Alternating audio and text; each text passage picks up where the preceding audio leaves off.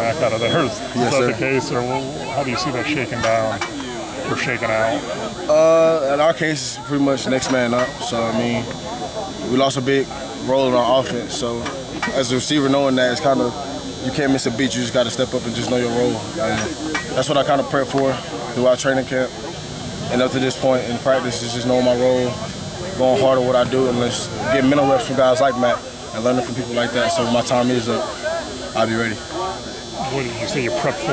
What did you kind of do specifically that helped you get ready for something like this? I mean, coming from a quarterback standpoint, I mean, some guys understood my role, so they kind of helped me out during the summertime, especially me and Matt would stay after workouts and before workouts to get extra work in at receiver drills and certain things like that. So, I mean, in all aspects of receiver, I wanted to learn different things, transitioning over. So, who better else to learn from like a senior, upcoming senior like Max, Switzer, Bug, the guys in that role who have done these things that I'm trying to reach. So that was my approach on it. Are you more well versed on the outside? That's kind of your place, I guess? Not in the slot, but on the outside. Is that? It doesn't even matter to me. I mean, that's where I stand now as outside receiver. But I mean, my role to me is to play anywhere this team is needed, anywhere they need me to play, and I want to help that any way possible. So wherever they put me is where I put my best efforts towards. How much did playing quarterback help you adjust to being a wide receiver, because you already understood the routes, trajectory, all that kind of thing?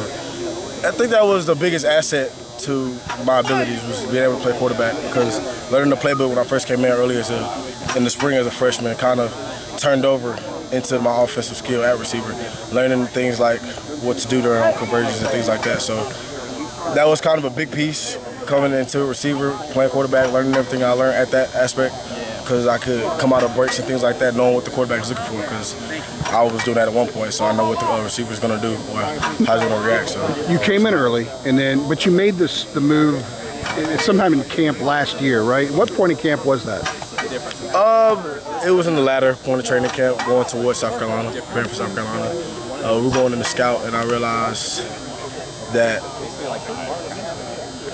we had a quarterback thing going on. It was me and Nate, and I realized that it was just I could do more, doing more at quarterback and receiver for scout team, preparing for South Carolina with Farrell Cooper on their roster. So I just did both. Okay. And I mean, it kind of stood out that I had certain things at receiver that you just don't see. So I mean, I just kind of ran with that feeling. So it was sort of, you just wanted to do something to help the team out, and so you discovered, you know what, you can run routes, you can be a receiver. Yes, sir. It was the same thing in high school. It's kind of me being selfless. I don't want to be selfish and just make it about me, because it's never about me. It's about the team. That's what you come here for. That's what you signed up for. It's for the better of the team. So I just did what's better for the team, and it can't be about yourself sometimes. So I mean, I don't mind wherever I excel at. Did you return kicks in high school? No, never. So first time you did that's here? Yes, sir. And you're back there all the time now, pretty much. I know you were back there every time at Miami the other day. How's that process been for you? The process it's been real fun, actually. Replacing TJ, because that's the man that I learned that from. We was talking about that in camp. That's all we've been talking about really back there, is what he sees, his vision, and how he kind of does the things he do. And I just kind of pick people's heads, the older guys' heads, and everything that I do, because I know overall that could benefit towards my game. So I just pick the heads of the older guys. Your body language the other night, so they kept getting touchbacks. It was almost like you were disappointed that there was always a touchback. Yes, sir. You had the little hesitation, flip of the ball back to the official. Yeah, you returned a couple this year.